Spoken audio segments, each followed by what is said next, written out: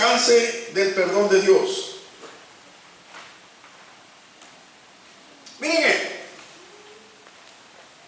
Yo sé que si le pregunto a cada uno cómo recuerda usted el día que su mamá lo parió, el mundo dice, lo veo loco el pastor. Okay. Si le pregunto cómo fue el momento cuando usted recibió a Cristo hace los años que hayan sido, si es el caso, ¿qué pasa en la conciencia de un hombre o de una mujer, de una persona que nace de nuevo? ¿Qué pasa en ese momento? Definimos la conciencia como el estado consciente, el saber qué está pasando.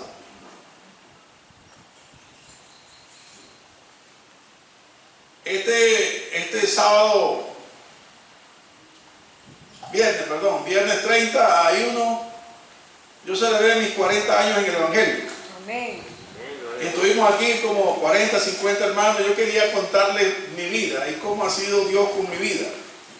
Y traté de hacer un resumen. Ese resumen nos llevó como ¿cuánto? Como 2 horas hablando, 3 horas hablando. Claro, de pausa, ¿no? Ahí les conté parte de esos 40 años. Y les conté el día de mi conversión. Fue una experiencia extraordinaria porque escuché que Dios me llamaba. Escuché con este oído. Escuché. Después que hice la oración, ¿qué pasó? No me acuerdo, no pasó nada. Ahora, lo que pasaba en mi vida, yo no tenía conciencia de lo que había acontecido. No tenía. He caminado 40 años aprendiendo a ser consciente de lo que pasó aquella noche. ¿Me copian? Es un proceso. ¿Cómo sabe la persona o qué sabe la persona en ese momento de que ha pasado de muerte a vida? De que ha pasado de ser reo a ser libre. De que ha pasado de ser criatura a ser hijo de Dios. Pregúntele a ver qué dice. No hay conciencia de eso. De que éramos enemigos y por esa oración pasamos a ser amigos. De que éramos lejanos y pasamos a ser cercanos. Amén. De súbito. De súbito. Así como aquel que dijo, hágase la luz. No fue un proceso que fue una lucecita que fue, no. Se prendieron los candiles, se hicieron los candiles. Dije y aclaro que no, por no ser consciente de lo que ha acontecido, no somos menos convertidos que cualquiera que tenga 40 años. ¿Me acuerdo? Así como un niño. El niño no sabe cómo se llama, o qué nombre le pusieron, o quién es su mamá, o quién es su papá, pero por eso, porque no esté consciente de esas cosas, no quiere decir que es menos humano que cualquier otro que tenga, cual edad que tenga, ¿no? El problema que yo quiero plantear y quisiera en esta mañana abonar o ayudar al crecimiento de la edificación de la iglesia es acerca de estar conscientes del perdón de Dios y el alcance del perdón de Dios. Mire, cuando uno, como decimos esta mañana en la clase, no desea la palabra para crecer, como dice el apóstol, no desea la palabra y no se alimenta de la palabra para crecer, entonces esa conciencia queda truncada, se trunca, ¿me entiendes? O sea, pierde crecimiento. Y como dice la palabra, las personas son fácilmente llevadas por todo viento de doctrina. Eso es grave. Eso es grave. Si no crece, fácilmente son cautivos de sus pasiones, de sus miedos, de sus vanidades. Hay que crecer en la gracia, dice la palabra. Amén. Crecer en el conocimiento de Dios. Y esta es la vida eterna. ¿Que qué? Que te conozcan a ti, el único Dios verdadero. Efesios capítulo 4, versos 17 al 21. Dice el apóstol así: digo pues, y requiero en el Señor que ya no andéis como los otros gentiles que andan en la vanidad de su mente, teniendo el entendimiento entenebrecido, en la vanidad de su mente, teniendo el entendimiento entenebrecido. Tercero, ajenos a la vida de Dios, por la ignorancia que en ellos hay, por la dureza de su corazón, los cuales después que perdieron toda sensibilidad, se entregaron a la lascivia para cometer con avidez toda clase de impureza. Mas vosotros no habéis aprendido así de Cristo, si en verdad le habéis oído y habéis sido por él enseñado conforme a la verdad que está en Jesús. O sea, nuestra vida ahora ya no es una vida de ignorancia. Pablo decía que todos los pecados que él cometió los cometió en su ignorancia, porque no sabía lo que estaba haciendo. O sea, no estaba consciente de lo que estaba haciendo. ¿Por qué? Porque dice la palabra que nosotros éramos tinieblas. ¿Y cómo anda alguien en tiniebla? Atienta, ¿verdad? Dándose golpes con los pies, dándose golpes, tropezando. O sea, nadie puede andar en el mundo en luz, sino en tiniebla. Esa era nuestra vida antes. Creíamos ser sabios, creíamos ser entendidos, creíamos ser muchas cosas, pero la Biblia dice que andábamos en tiniebla. Ahora, vamos al punto número 1. La tragedia humana es la siguiente. La tragedia de la humanidad. Sin tener que remontarme al episodio del capítulo 3 de Génesis acerca del pecado en el huerto del Edén, voy a citar lo que Pablo dijo en la carta a los Romanos, el versículo muy clásico: por cuanto todos pecaron y están, voy a hacer una paráfrasis aquí, por cuanto todos erraron y están apartados de la luz. Y si están apartados de la luz,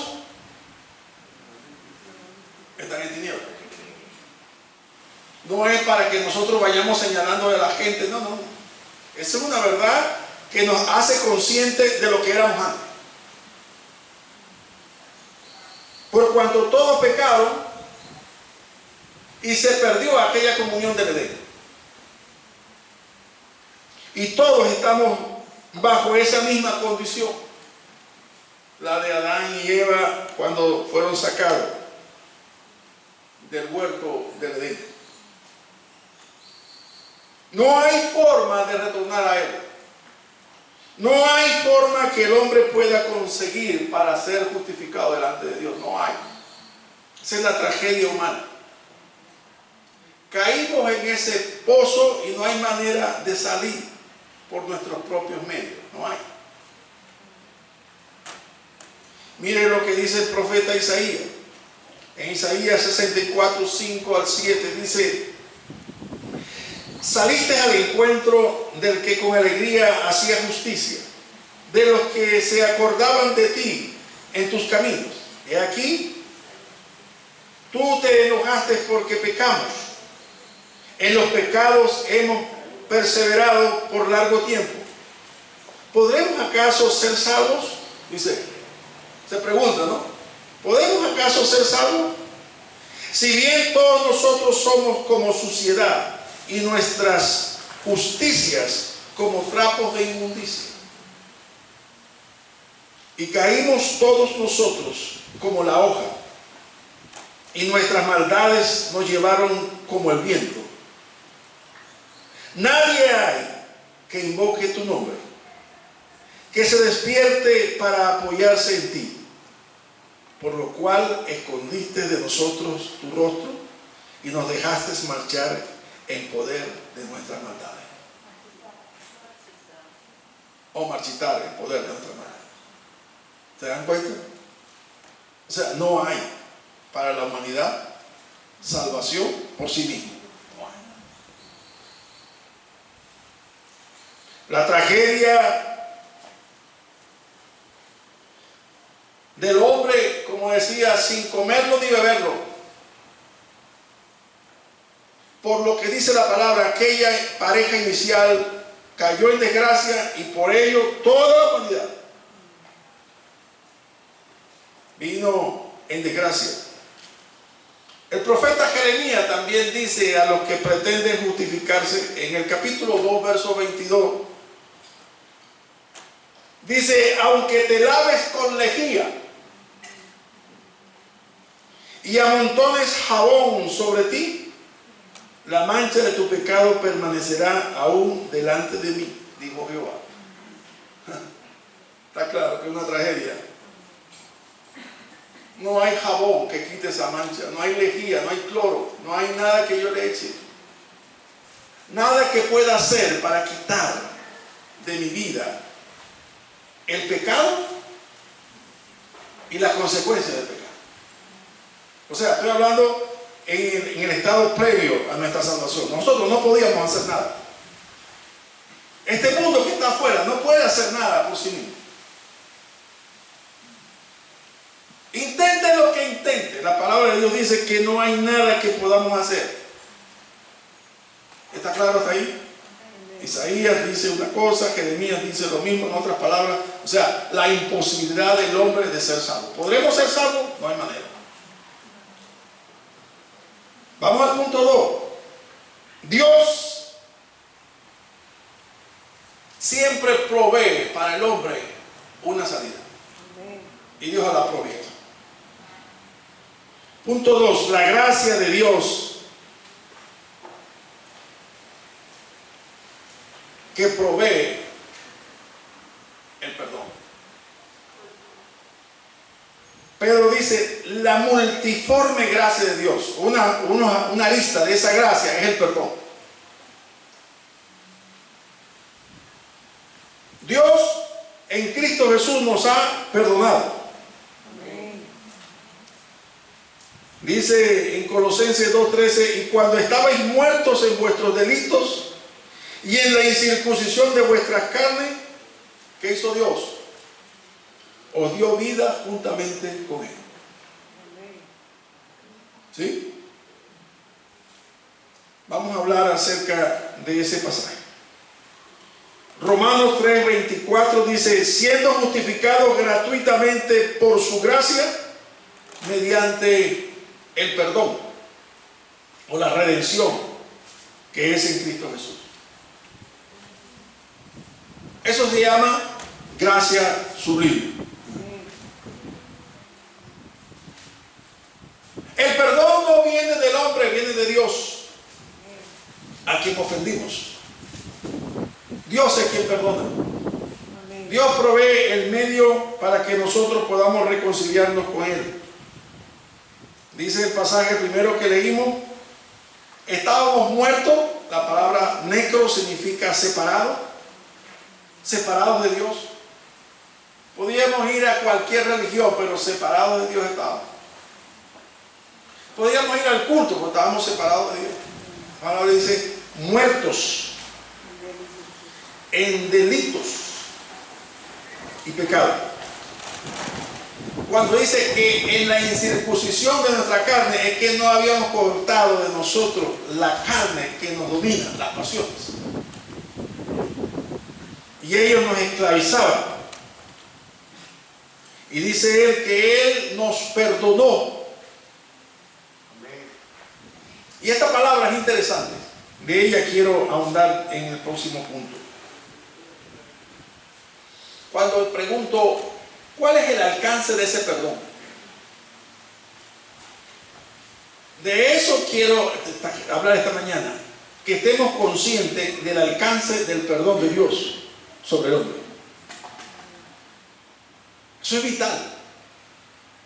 Si no estoy claro en cuanto al perdón de Dios, ¿cómo es mi identidad como persona salva? Se queda como yo, cojeando de una pierna.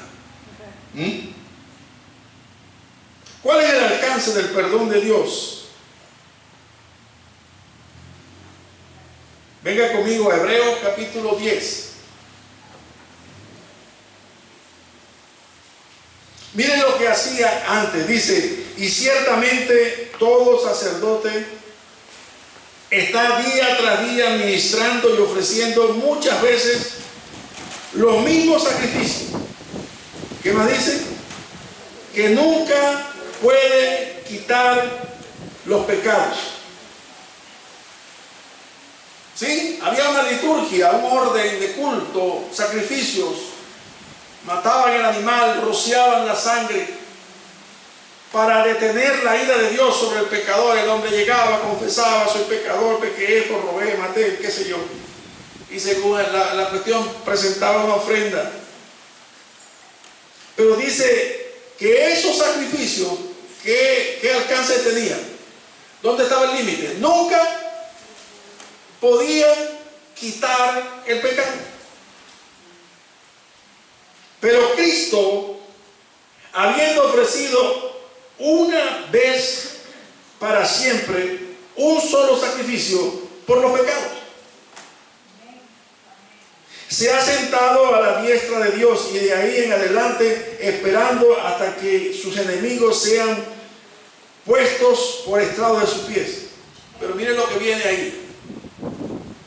Porque con una sola ofrenda hizo perfecto, ¿hasta cuándo? Para siempre a los que Él escogió. Amén. A los santificados. Una sola ofrenda tiene un alcance eterno, para siempre. Amén. Con una sola ofrenda. Y con su sangre quitó el pecado. Una sola vez y para siempre.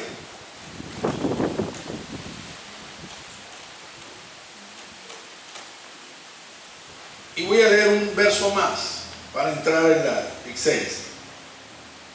Hebreos 9, 24 al 28. Porque no entró Cristo en el santuario hecho de mano, figura del verdadero, sino en el cielo mismo, para presentarse ahora por nosotros ante Dios. Y no para ofrecerse muchas veces, como entra el sumo sacerdote en el lugar santísimo cada año con sangre ajena. De otra manera le hubiera sido necesario padecer muchas veces desde el principio del mundo. Pero ahora, en la consumación de los siglos, se presentó, diga conmigo, una vez para siempre, por el sacrificio de sí mismo. ¿Para qué? Para quitar de en medio el pecado. Y de la manera que está establecido para los hombres que mueren una sola vez y después de esto el juicio, así también Cristo se ofreció una sola vez para llevar el pecado de muchos, y aparecerá por segunda vez sin relación con el pecado para salvar a los que le esperan. ¿Qué estamos hablando aquí, hermano? Estamos diciendo que el alcance del perdón de Dios es para siempre. Amén. Y que el sacrificio que hizo Cristo lo hizo una vez y para siempre. ¿Cuáles fueron las últimas palabras de Jesús en la cruz? La deuda ha sido cancelada. Amén. La deuda que dijo Isaías: mas Él herido fue por nuestras rebeliones, molido por nuestros pecados. El precio de nuestra paz fue sobre Él, y por su llaga Él cargó en la cruz todo nuestro pecado. Amén. Gloria a Dios. Pasados, presentes y futuros. Porque si no fuese así, entonces no sería una eterna salvación. No sería para siempre. Estaría condicionada. Pero la Biblia dice que es para siempre. Estar consciente de esto es fundamental. Es fundamental porque no podemos llevar a Cristo a la cruz cada vez que oremos. Dice la palabra en 3 ocasiones que se presentó una sola vez para siempre, que quitó el pecado para siempre, que nos dio eterna salvación, o sea, para siempre. Hay algo que a mí me asombra, de tantas cosas que me asombran, vivo asombrado. Cuando leo la palabra me asombro de esta gracia. Porque dice la palabra en Efesios, dice, y vosotros también, habiendo oído la palabra de verdad, el evangelio de vuestra salvación, y habiendo creído en él, fuisteis sellados con el Espíritu Santo de la promesa, que es la garantía de vuestra herencia en los santos. Amén. Gloria a Dios.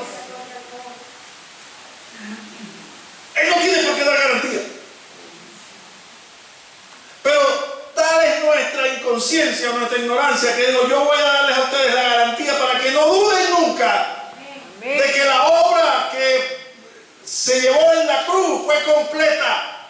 Amén. Y a cada uno de ustedes que han sido rociados por la sangre de Cristo han sido hechos perfectos delante de Dios, justificados delante de Dios, y han dado eterna salvación para que vivan como libres y no como esclavos.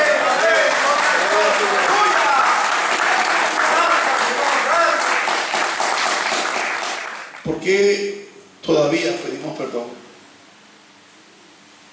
cuando oramos?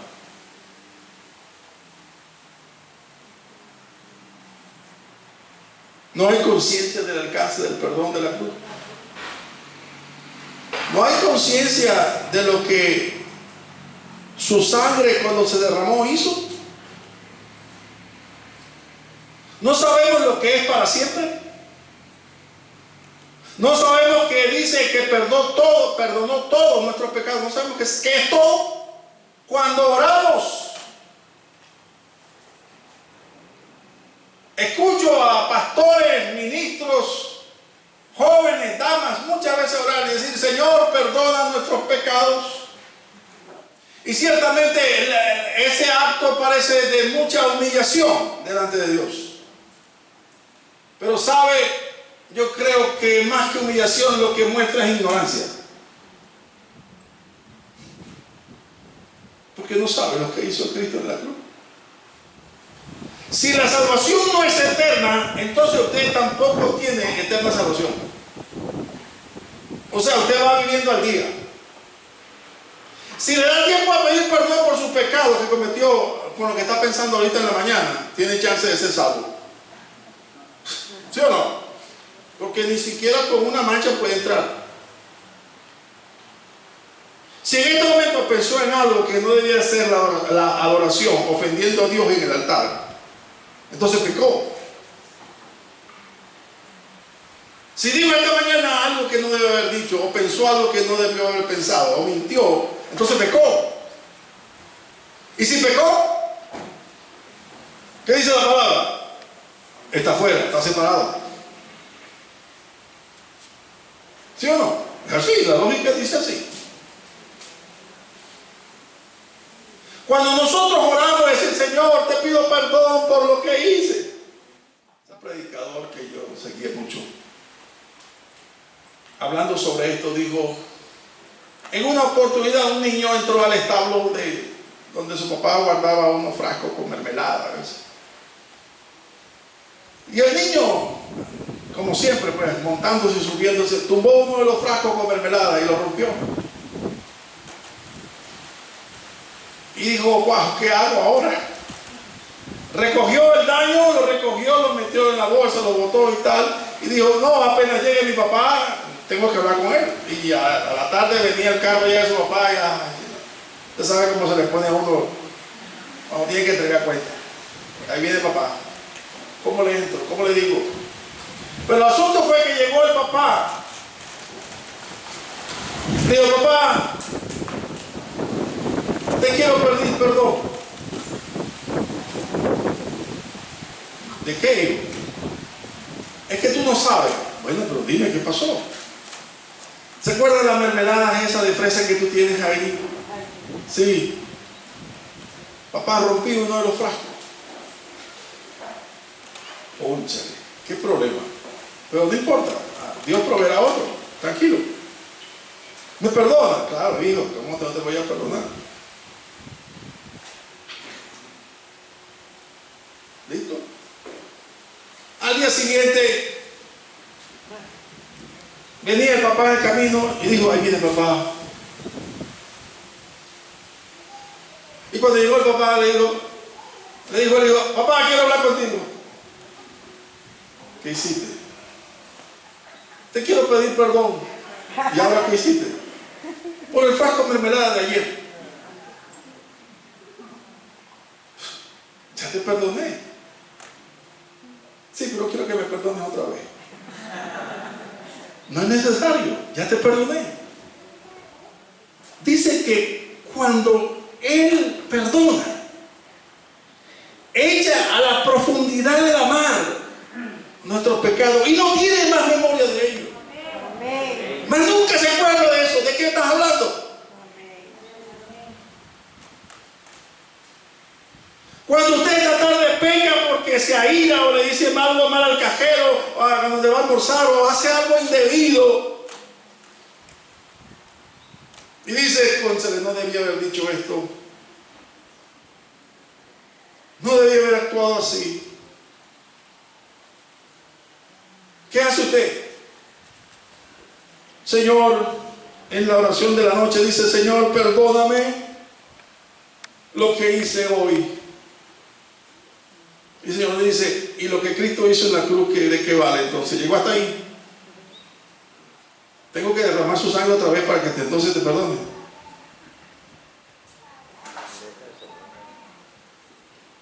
Hello.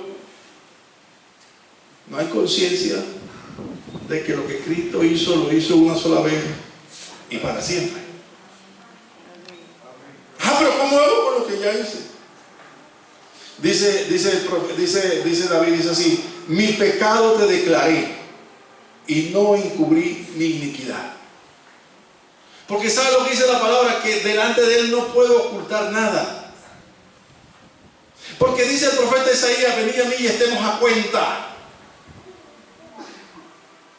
Porque dice la palabra en 1 de Juan, dice que si confesamos nuestros pecados, Él es fiel a la hora de la cruz. Amén. Para continuar perdonándonos. Amén. O sea, el perdón es de una vez y para siempre, pero eso se va. Mire, la obra de santificación de Dios es que nos va limpiando cada vez que nos vamos ensuciando.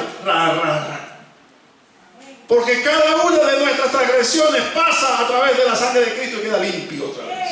Amén. Porque si no, nunca no hemos sido justificados y la sangre nos justificó para siempre. Tenemos entrada al lugar santísimo por medio de la sangre de Cristo. Porque si entonces sí pecamos, entonces tenemos que salir del Santísimo y volvernos a rociar con la sangre y para después volver a entrar. Por favor, estamos invalidando la obra eterna que dice la palabra se presentó una sola vez y para siempre. Amén. Pero ¿qué es lo que pasa en realidad? Para mí lo que pasa es que no hay conciencia, porque no hay conocimiento de lo que Dios hizo, lo hizo perfecto. Amén. Dios no le dio a usted su espíritu para quitárselo y ponérselo. Dios no lo selló para la redención eterna, la redención de la carne, la redención que ha de manifestarse en el cuerpo. Para que, bueno, depende de cómo tú vayas viviendo, yo te lo voy. Dice la palabra, nos selló. Amén. Un sello real, un sello que nadie puede quitar. Amén. Un sello que nace del amor de Dios por nosotros. Y dice que ni la muerte, ni la vida, ni ángeles, ni principados, ni potestades, ni los creados, ni ninguna cosa nos podrá separar del amor de Dios que es en Cristo. Amén. Dios. Aleluya. Dice, pastor, pero ¿cómo hacemos con los que pecan? Tenemos fiel abogado. ¿Cuál es nuestro deber entonces cuando fallamos? Confesar. Confieso que erré. Te fallé, Señor. Te fallé. Aquí estoy. Confieso mi pecado. La gente siempre quiere poner ejemplos. A mí me hacen preguntas de ejemplos. ¿Se acuerda aquella canción que decía que tú lo que quieres es que me coma el tigre, ¿no? Que si me meto en el cuarto, si el tigre se mete y se salga por la ventana y si me sube en el árbol, el tigre, y si el tigre se sube en el árbol y si me tiro al agua y el tigre se sube al agua. Por la ignorancia. Amado mío, yo quiero en esta mañana, mi deseo es que Dios en esta mañana ilumine el entendimiento de cada uno. Amén. Amén. Para que cuando entremos a este lugar, aquí no viene nadie a pedir perdón, solamente el inconverso. Aquí viene con gratitud. Aquí viene el hombre contrito y humillado a confesar su pecado, a decirle, Señor, aquí estoy. Te fallé una vez más. Pero nunca va a invalidar lo que Cristo hizo en la cruz. De una sola vez, para siempre. Una sola vez y para siempre. Él dijo, la deuda ha sido justificada. La justicia de Dios ha sido satisfecha. Lo que no podían hacer ni los toros, ni la sangre de los toros, ni de los machos cabríos, Cristo lo hizo con su sangre. Quitó de en medio el pecado que nos separaba de Dios. Rompió el velo para que usted y yo podamos entrar confiadamente ante el trono de la gracia para hallar gracia y oportuno socorro. Amén.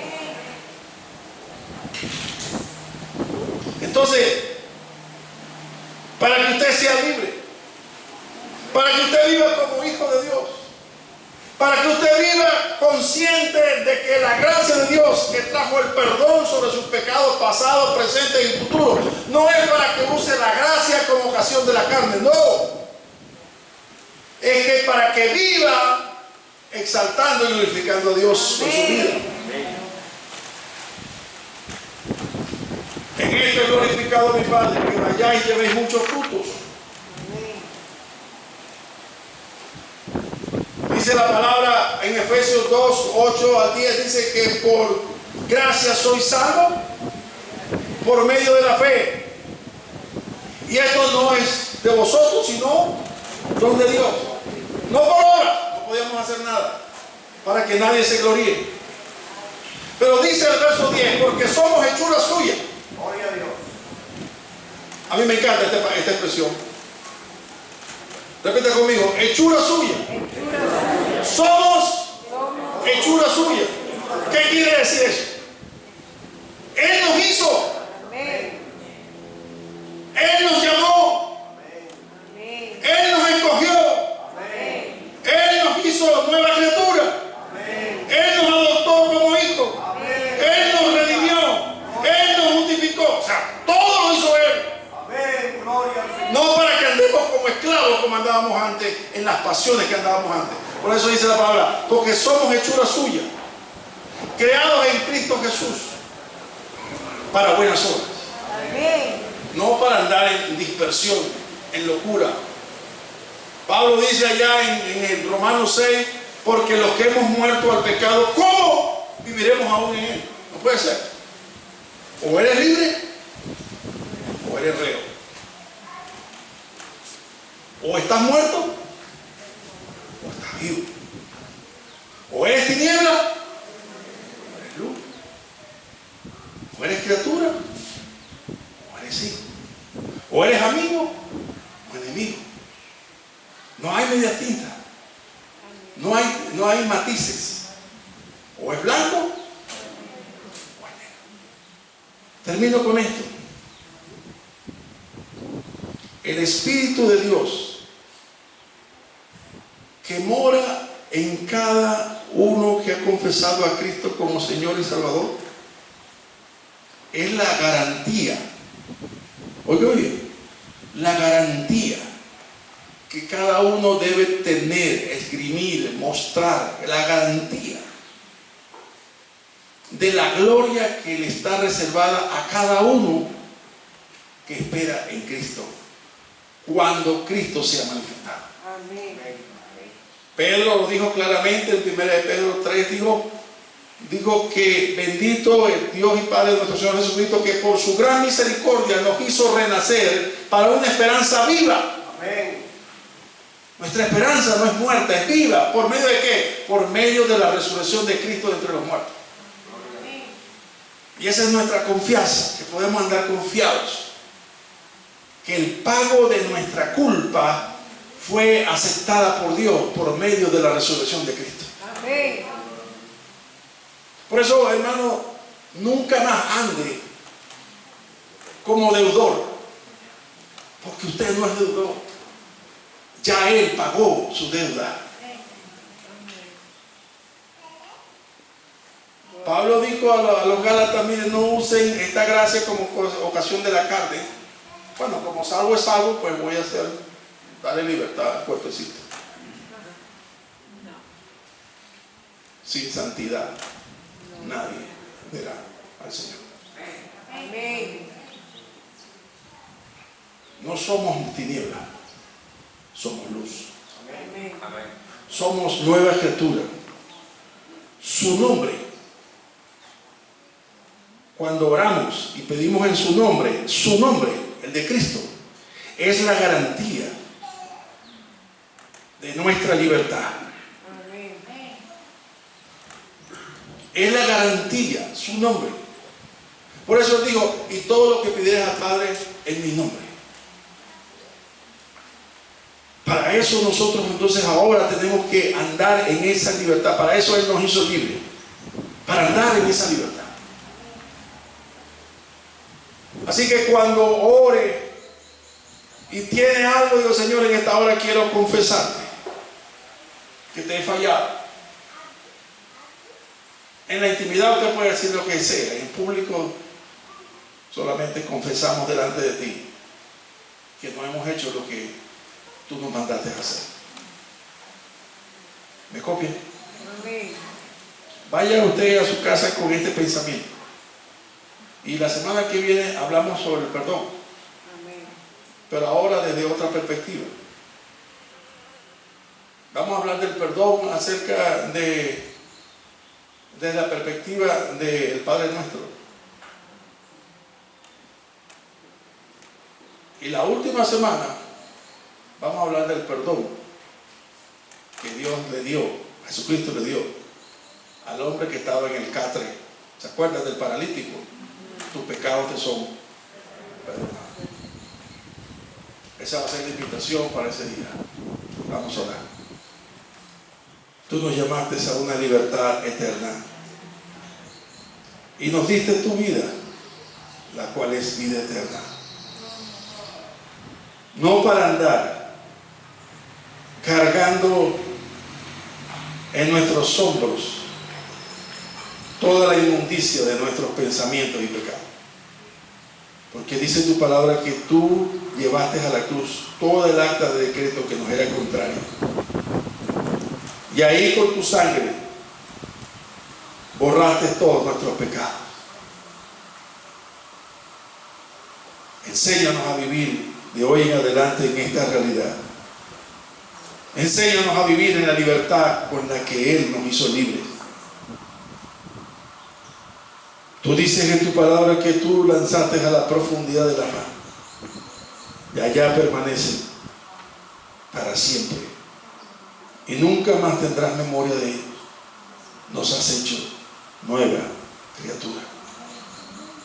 Nosotros agradecemos, Señor, en esta mañana tu palabra y nos ponemos delante de ti para caminar, oh Dios, esta semana que comienza ahora, como es digno de este evangelio, en libertad, como hijos, como luz que somos, en Cristo Jesús. Amén. Amén.